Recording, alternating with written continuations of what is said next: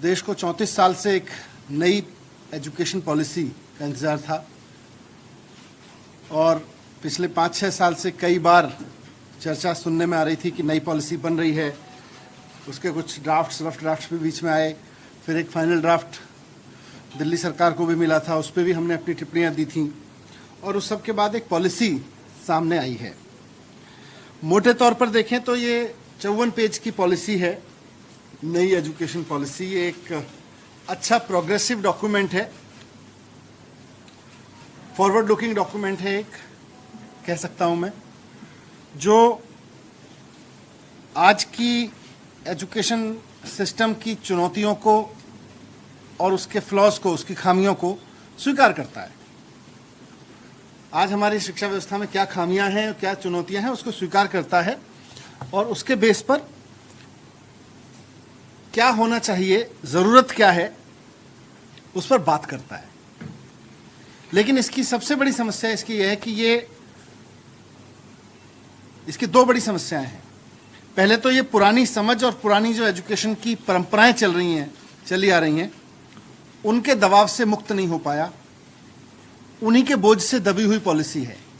तो एजुकेशन के प्रति जो हमारी पुरानी समझ रही है और जो पुरानी परंपराएं रही हैं, उनसे दबी हुई पॉलिसी है ये। दूसरा, जिन सुधारों की इसमें बात की गई है, जिन जरूरतों की इसमें बात की गई है, उनको कैसे हासिल किया जाएगा, इस पर पॉलिसी या तो चुप है या भ्रमित है। पॉलिसी उस पर या तो कुछ नहीं कह रही है या कह रही है तो ऐसा कह रही है जिससे समझ में आ रहा है कि कुछ समझ में नहीं आया पॉलिसी मेकर्स को। सो इन नटशेल अगर मैं कहूं तो basic principles are good, but implementation कैसे होगा इस पे पॉलिसी चुप है। भविष्य की जरूरतों को अच्छे से रखती है, लेकिन आज की व्यवस्था को भविष्य की जरूरतों तक लेकर कैसे जाएंगे, इस पर पॉलिसी चुप है। तो मैं पहले कुछ ऐसी चीजें रख रहा हूं इस पॉलिसी की जो मेरी राय में अच्छी हैं और होनी चाहिए। सबसे पहली और सबसे इंपॉर्टेंट चीज जो इस पॉलिसी के, कल खबर भी मिली मुझे जब आप लोगों ने न्यूज देनी शुरू की और मैंने भी इसको पढ़ा, इसमें डिसीजन लिया गया है कि एचआरडी मिनिस्ट्री का नाम बदलकर एजुकेशन मिनिस्ट्री कर दिया जाएगा। ये अच्छी बात है, ये बहुत अच्छी बात है और मैं पिछले 5-6 साल में कम से कम 100 मरतबा इस बात को कह चुका हूं कि शिक्षा देने का काम मानव संसाधन विकास का काम नहीं है। मानव संसाधन केवल टूल विकसित करने का काम है, शिक्षा एक अलग काम है और शिक्षा का काम हम शिक्षा के रूप में करें, मानव संसाधन उसका एक हिस्सा है। तो अच्छी बात है कि हम शिक्षा पे बात कर रहे हैं और शिक्षा मंत्रालय हमारे देश में होगा, ये अच्छी बात है। लेकिन मैंने जब ये बातें कही थी कि मानव संसाधन विकास मंत्रालय से हमें शिक्षा का काम नहीं लेना चाहिए, शिक्षा मंत्रालय से मानव संसाधन का थोड़ा सा काम लेना चाहिए और बाकी शिक्षा के काम करने चाहिए, तो उस वक्त ये भी कहा था नाम बदलने से कुछ नहीं होगा, उसके पूरी की पूरी तासीर बदलनी पड़ेगी डिपार्टमेंट की, खाली नाम बदलने से कुछ नहीं होने वाला है। लेकिन इस पॉलिसी में तो दिख रहा है नाम ही बदल रहा है, काम हम अभी भी संसाधन विकास का ही करेंगे। पर फिर भी कुछ अच्छी चीज इसमें है, जैसे अर्ली चाइल्डहुड एजुकेशन को इसमें पहली बार मेन फ्रेम में लाने की बात कही गई है। अर्ली चाइल्डहुड एजुकेशन का मतलब 3 साल से 6 साल की उम्र के बच्चे, दुनिया के बहुत सारे देशों ने ये स्टडी की है कि 3 से 6 साल के उम्र के जिन बच्चों को अच्छी एजुकेशन मिलती है, सही समय पे सही गाइडेंस, सही नर्चरिंग मिलती है, वो आगे जाके इंटेलेक्चुअली, फाइनेंशियली अच्छा परफॉर्म करते हैं। ये दुनिया में बहुत सारी रिसर्च हुई है। तो अच्छी बात है कि इन्होंने इस बात को माना है कि अर्ली चाइल्डहुड को फॉर्मल एजुकेशन का हिस्सा माना जाएगा और उसमें कम्युनिटी एंगेजमेंट किया जाएगा, यह भी अच्छी बात है। दूसरी अच्छी बात इसमें यह है कि मिड डे मील के साथ साथ इसमें जिक्र किया गया है कि बच्चों को ब्रेकफास्ट भी दिया जाना चाहिए, अच्छी बात है। एक कोर्स, हर एक बच्चे को आगे एजुकेशन में कोर्स चॉइस के लिए ऑप्शंस खोले गए हैं।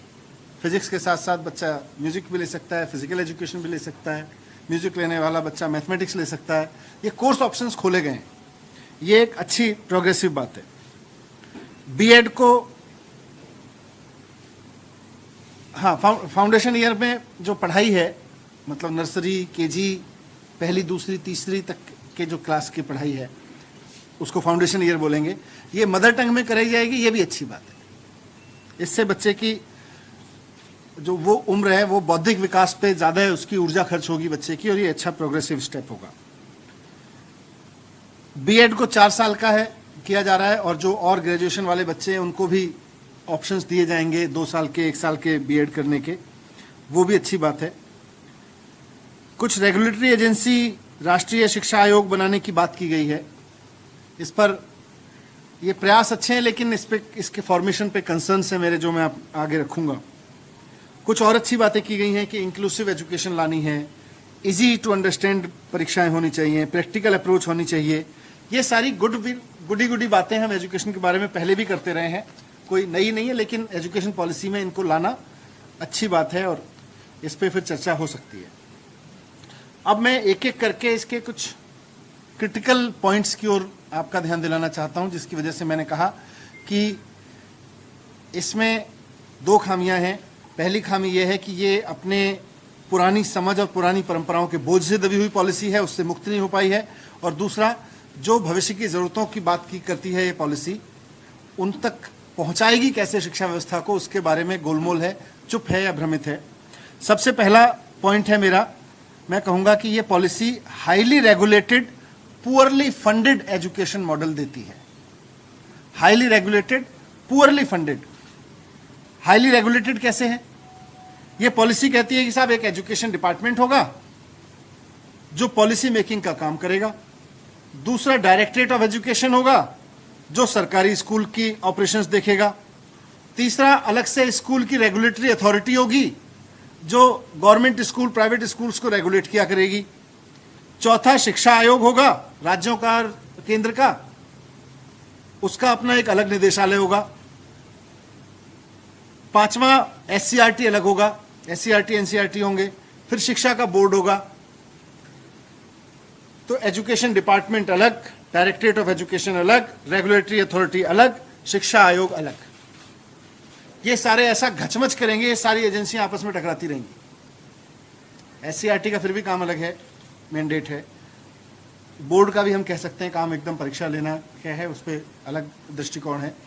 पर पॉलिसी मेकिंग, गवर्नमेंट स्कूल चलाना, रेगुलेटरी अथॉरिटी, फिर शिक्षा आयोग, सलाह देना, फिर और उसका भी अपना डायरेक्टरेट होगा फुल फ्लेजेड।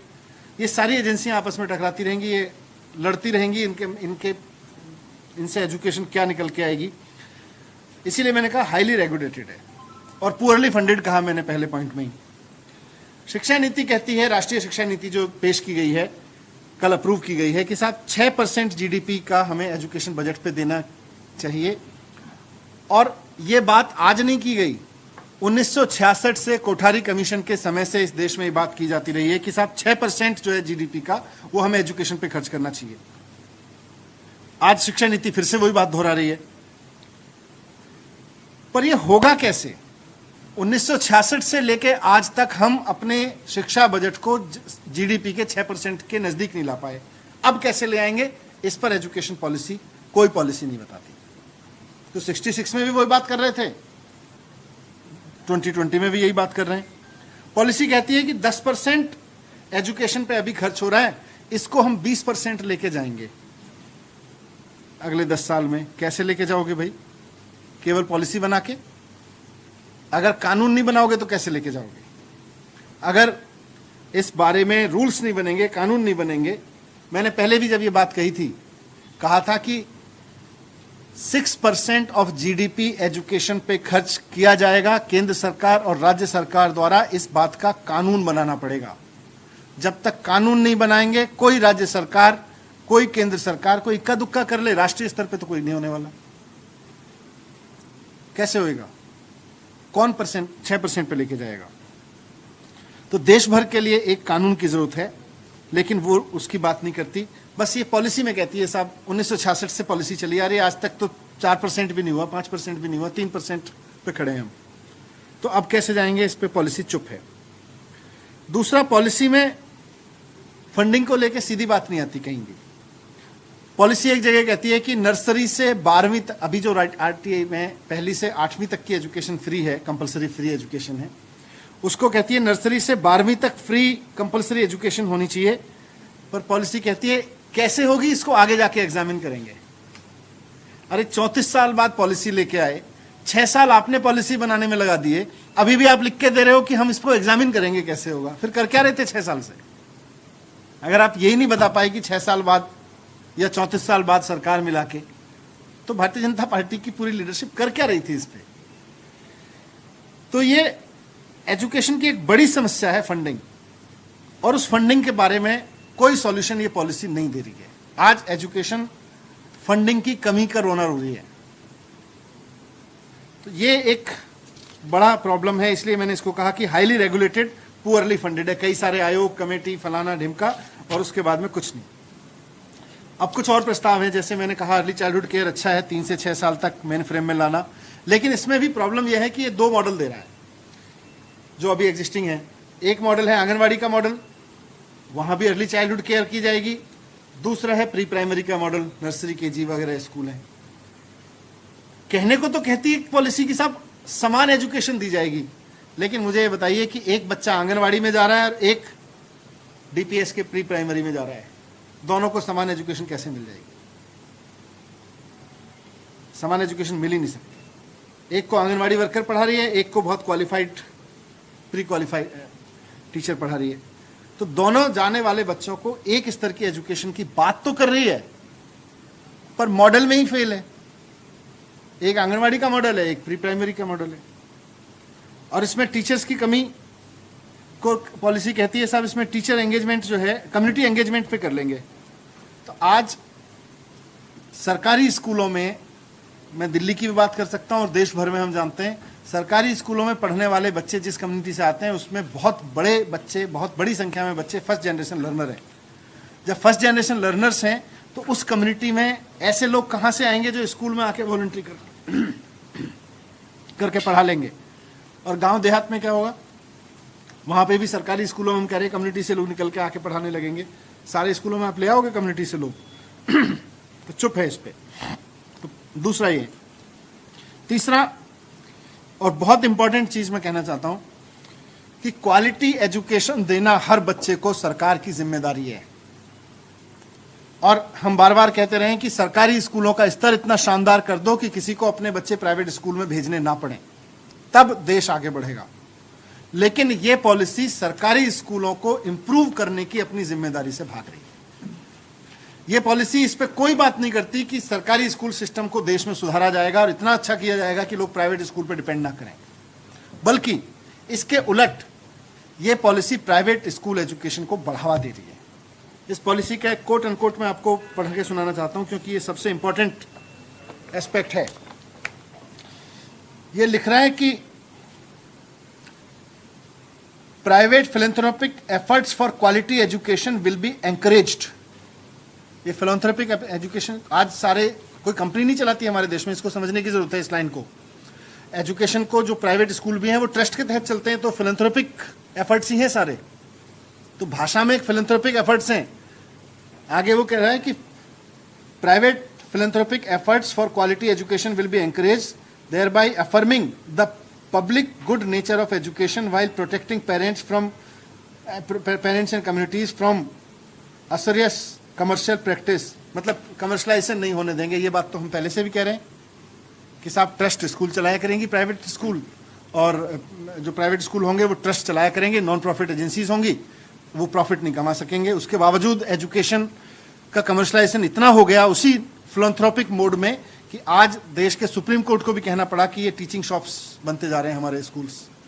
वैसे में अगर हम अपनी पॉलिसी में ये रखेंगे private philanthropic efforts for quality education will be encouraged, मतलब आप प्राइवेट स्कूल एजुकेशन को एनकरेज करने की पॉलिसी लेके आए हो 34 साल बाद, और एक ऐसे समय में जब लोगों के जॉब्स जा रहे हैं।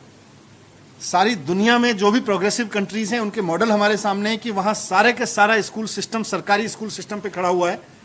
कुछ लोग प्राइवेट स्कूलों में अपने बच्चे को भेजते हैं मनमर्जी से, लेकिन हर बच्चे को सरकारी स्कूलों में क्वालिटी एजुकेशन मिलती है। आप उस जिम्मेदारी से भाग के क्वालिटी एजुकेशन के लिए प्राइवेट स्कूल पे लोगों को छोड़ना चाहते हो।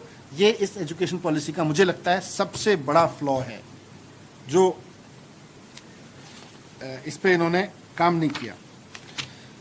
5वां पॉइंट मेरा है कि ये कहते हैं कि बीएड हम 4 साल का करेंगे, अच्छी बात है।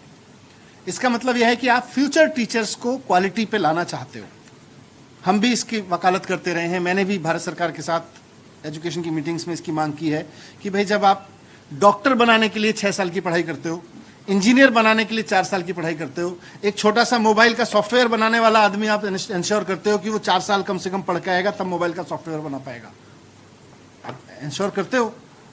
तो टीचिंग के लिए, टीचर बनाने के लिए आप 4 साल की पढ़ाई करो, ये हम भी मांग करते रहे हैं। लेकिन ये फ्यूचर टीचर के लिए प्रोग्राम है, इस पर ये पॉलिसी अच्छे प्रस्ताव देती है। लेकिन आज देश के 30 करोड़ बच्चे 80 लाख टीचर्स के जरिए पढ़ रहे हैं आज हमारे स्कूलों में।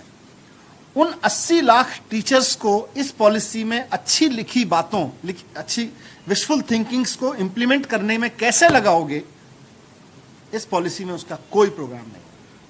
80 लाख टीचर्स आज आपकी इस पॉलिसी की अच्छी बातों को इंप्लीमेंट करने की जिम्मेदारी उनके सर पे है। और मैं इसलिए कह रहा हूं क्योंकि 2011 में, 2009 में हमारे देश में एक प्रयोग हुआ राइट टू एजुकेशन ला के। उसमें लिखा गया कि किसी भी बच्चे को फेल नहीं किया जाएगा और कंटिन्यूअस कॉम्प्रिहेंसिव इवैल्यूएशन किया जाएगा, यानी कि पढ़ाई के साथ साथ उसका इवैल्यूएशन होता रहेगा और फिर किसी बच्चे को फेल नहीं किया जाएगा।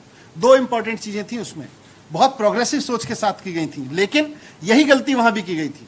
अच्छी चीजें सोची गई लेकिन टीचर्स की ट्रेनिंग पे काम नहीं किया गया, एग्जिस्टिंग टीचर्स की ट्रेनिंग पे काम नहीं किया गया, तो कोई कंप्रिहेंसिव इवैल्यूएशन नहीं हुआ, कंटिन्यूअस कंप्रिहेंसिव इवैल्यूएशन नहीं हुआ और अंत में नो डिटेंशन पॉलिसी एक बहुत बड़ा विलेन बन गई। एक बहुत शानदार आइडिया एक बहुत बड़े विलेन के रूप में सामने आया, जिसको पूरे देश में माहौल बना कि इसको वापस लिया जाए। अगर आप 80 लाख टीचर्स के कंटिन्यूअस उनकी क्वालिटी एनहेंसमेंट पे, उनके ट्रेनिंग्स पर, उनके एक्सपोजर पर काम नहीं करोगे और इसमें लिखी हुई अच्छी चीजों को इंप्लीमेंट कराने में उनकी ट्रेनिंग की व्यवस्था नहीं करोगे, आप फ्यूचर टीचर तो 4 साल बाद आना शुरू होगा जब आप लागू करोगे। उसके बाद फिर धीरे धीरे उनकी संख्या बढ़ेगी। तब तक ये 80,000 टीचर्स आपकी इन चीजों को कैसे इंप्लीमेंट करेंगे, उसका खाका आपने नहीं बनाया। इसीलिए मैंने कहा कि या तो पॉलिसी चुप है या भ्रमित है। फिर छठा पॉइंट मेरा है कि वोकेशनल को प्रमोट करेगी पॉलिसी, अच्छी बात है। हम भी कहते रहे वोकेशनल को प्रमोट, हमने तो वोकेशनल यूनिवर्सिटी बनाई है इस पे, लेकिन आज भी कर रहे हो वोकेशनल को प्रमोट, तो आप फिर आज सफल क्यों नहीं हो पा रहे? सफल इसलिए नहीं हो पा रहे क्योंकि वोकेशनल के सब्जेक्ट्स को आपने हायर एजुकेशन में सम्मान नहीं दिया। आज दिल्ली यूनिवर्सिटी के एडमिशन में वोकेशनल स्कूल में वोकेशनल सब्जेक्ट लेने वाले बच्चों का सब्जेक्ट कोई काउंटिंग नहीं है। स्कूलों में वोकेशनल सब्जेक्ट लेने वाला बच्चे को डीयू में कोई एडमिशन नहीं मिलता वोकेशनल सब्जेक्ट के आधार पर। फिर बच्चा क्यों वोकेशनल करेगा? तो मतलब वोकेशनल एजुकेशन को सम्मानित कैसे बनाओगे, बच्चे का आगे का एडमिशन का चेन कैसे खुलेगा, इस बारे में पूरी की पूरी पॉलिसी एकदम साइलेंट है कि वोकेशनल की आगे एडमिशन की चेन कैसे खुलेगी, जो एडमिशन का बड़ा बैरियर है उसको कैसे, उस रोड ब्लॉक को कैसे दूर करेगी, उस पर पॉलिसी कोई बात नहीं कहती। 7वां पॉइंट है बोर्ड एग्जाम। पॉलिसी कहती है कि बोर्ड एग्जाम को इजी किया जाएगा और बच्चों को 2 बार ऑप्शन दिए जाएंगे। मुझे नहीं पता ये पॉलिसी मेकर्स को किसने समझाया कि बोर्ड एग्जाम को इजी करने की जरूरत है। एक्चुअली बोर्ड एग्जाम को वो इवेल्युएट करने की जरूरत है जो पढ़ाया जाना है। पेपर कड़ा होगा कि हल्का होगा, इस पे चर्चा पे आ गए, जबकि होना यह चाहिए था कि रटने की क्षमता की जगह समझने की क्षमता का मूल्यांकन करने की बात करते हैं। आज सारी की सारी परीक्षा प्रणाली रटने की क्षमता का मूल्यांकन करने पे लगी हुई है, बोर्ड भी उसी पे लगे हुए हैं। तो बोर्ड को रटने की क्षमता की जगह समझने की क्षमता का मूल्यांकन करने वाला बोर्ड कैसे बनाया जाएगा? अगर आप इस पे बात करते तो आप इजी और हार्ड का सवाल ही खत्म हो जाता। पर इसीलिए मैंने कहा था कि वो पुरानी परंपराओं और एजुकेशन की पुरानी समझ के बोझ से ग्रसित हो गई है पॉलिसी। क्योंकि पहले भी माना जाता था बोर्ड एग्जाम बहुत इंपॉर्टेंट है, साल के अंत में 3 घंटे का एक बोर्ड एग्जाम तय करेगा बच्चे ने कैसे पढ़ाई की। आज भी आप वही कह रहे हो, आप कह रहे हो उसको पेपर को थोड़ा इजी कर देंगे, बच्चा फेल हो गया दोबारा ऑप्शन दे देंगे। अरे बच्चा वो मांग रहा है, समाज वो मांग रहा है। आज दुनिया में एजुकेशन कैसे दी जा रही है सोचा तो होता। उस पर पॉलिसी पूरी तरह से फेल है, मैं गोल भी नहीं कहूंगा, फेल है। इजी करने का कोई मतलब नहीं है। दुनिया भर में आज कंटिन्यूस इवैल्यूएशन हो रहा है, बोर्ड एग्जाम का कोई मतलब नहीं रह गया, बोर्ड्स खत्म हो चुके हैं, लेकिन हम अभी भी बोर्ड एग्जाम पर अटके हुए हैं। ये एक बहुत बड़ा फ्लो है। 8वां पॉइंट मेरा यह है कि पॉलिसी कहती है नेशनल टेस्टिंग एजेंसी बनाई जाएगी, मतलब एनटीए। ये इसको ऐसे समझिए कि दूसरे देशों में एसएटी वगैरह एग्जाम होते हैं, सेट वगैरह के एग्जाम होते हैं। अच्छी बात है, नेशनल टेस्टिंग एजेंसी बनाओगे। अब एक बच्चा जो 12वीं करके आ रहा है, आप उसकी परीक्षा, वो कह रहे हैं फिर मल्टीपल एग्जाम नहीं होंगे, बहुत सारी यूनिवर्सिटीज के एंट्रेंस एग्जाम नहीं होंगे, अच्छी बात है। तो जब आप हायर एजुकेशन में एंट्रेंस के लिए नेशनल टेस्ट ले ही रहे हो, तो फिर बोर्ड किस लिए ले रहे हो? ये तो डुप्लीकेशन है। पर बोर्ड का एग्जाम किस लिए? बोर्ड का एग्जाम खत्म कर दो। मुझे लगता है इस पर चिंतन किया जा सकता था, पर जैसा मैंने कहा कि एनटीए भी लेंगे, बोर्ड का एग्जाम भी लेंगे, पूरी तरह से कहीं कहीं कंफ्यूज नजर आती है पॉलिसी। 9वां पॉइंट मेरा हायर एजुकेशन के बारे में है। हालांकि हायर एजुकेशन को मैं और स्टडी करूंगा, जरूरत पड़ी तो फिर से आपके सामने आऊंगा हायर एजुकेशन के पॉइंट्स को लेके, पर फिर भी एक प्राइमा फेसी अध्ययन मैंने किया है, हमारी टीम ने किया है। हायर एजुकेशन में सबसे ज्यादा जोर दिया गया है कि साहब multi disciplinary higher education institutes बनाएंगे, MDHEI, multi disciplinary higher education institutes. और ये कह रहे हैं कि अगले 15-20 साल में देश के सारे स्कूल, सारे कॉलेजेस, सारे यूनिवर्सिटीज को मल्टी डिसिप्लिनरी बना देंगे। आज का मॉडल क्या है ये समझ लीजिए। आज का मॉडल है, एक तरफ हमारे सामने दिल्ली यूनिवर्सिटी, जामिया, बनारस यूनिवर्सिटी और देश की बहुत तमाम यूनिवर्सिटीज़ हैं, ऐसी यूनिवर्सिटीज़ हैं, IP यूनिवर्सिटी है दिल्ली की, मल्टी डिसिप्लिनरी यूनिवर्सिटीज़ हैं। उसमें MBA भी कराते हो, इंजीनियरिंग भी कराते हो, इकोनॉमिक्स में MA भी कराते हो, बहुत सारे अलग अलग आर्ट्स के कोर्स भी कराते हो, सब कुछ। आज लेकिन स्पेसिफिक यूनिवर्सिटीज़ भी हैं, DTU भी है, IIT भी है। अब आप क्या कह रहे हो? देश के सारे कॉलेजेस और यूनिवर्सिटीज़ को मल्टी डिसिप्लिनरी बनाएंगे, मैंडेटरी। यहां भूल कर रही है पॉलिसी। दोनों चीजों की जरूरत है, मल्टी डिसिप्लिनरी की भी जरूरत है। आप मल्टी डिसिप्लिनरी यूनिवर्सिटीज और कॉलेजेस को और रिच करो, उनकी संख्या बढ़ाओ, लेकिन ये स्पेसिफिक यूनिवर्सिटीज है, इनको बर्बाद मत करो। आप कह रहे हो कि IITs में तो हम एक्टिंग भी सिखाएंगे और FTII में इंजीनियर भी पैदा करेंगे, ये कैसे होगा?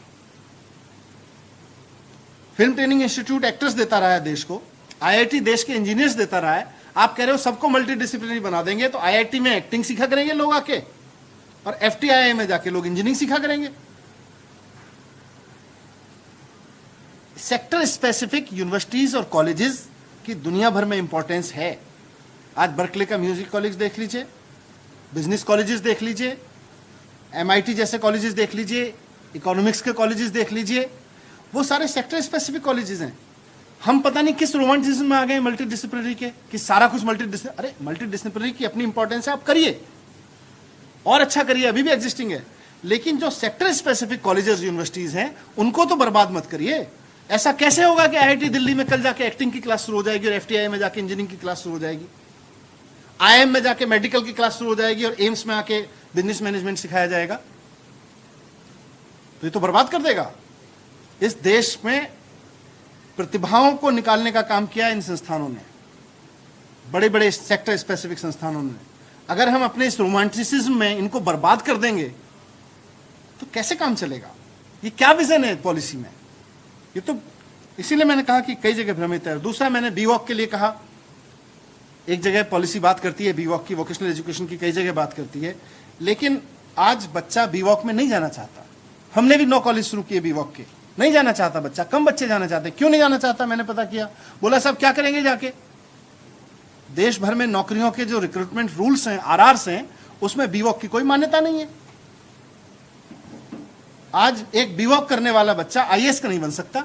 आप कहने को तो कहते हो बैचलर ऑफ वोकेशनल, प्रधानमंत्री जी स्किल इंडिया और वोकेशनल की बात करते हैं, पॉलिसी कहती है साहब BVOC को बढ़ाएंगे, हम वोकेशनल को बढ़ाएंगे, लेकिन अगर एक BVOC करने वाला बच्चा, वोकेशनल में बैचलर की डिग्री लेने वाला बच्चा, अगर आप उसको कहोगे नहीं जी तुम बैचलर तो हो पर वो वाले नहीं हो जिसको हम IAS बना सकते हैं, वो वाले नहीं हो जिसको हम UPSC एग्जाम दिला सकते हैं, फिर काहे को बढ़ावा दे रहे हो यार?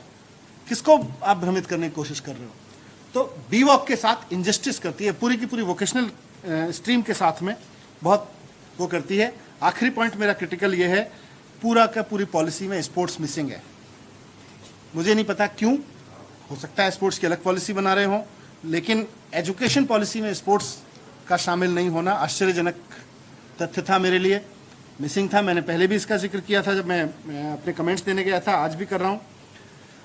मैंने आपके सामने कुछ अच्छी चीजें रखी, 10-11 पॉइंट्स बहुत क्रिटिकल रखे इसको लेके, जिसकी वजह से मुझे लगता है पॉलिसी देश को कोई दशा और दिशा नहीं दे पाएगी, देश की दिशा एजुकेशन को और कंफ्यूज करेगी और कई जगह तो और डैमेज करेगी।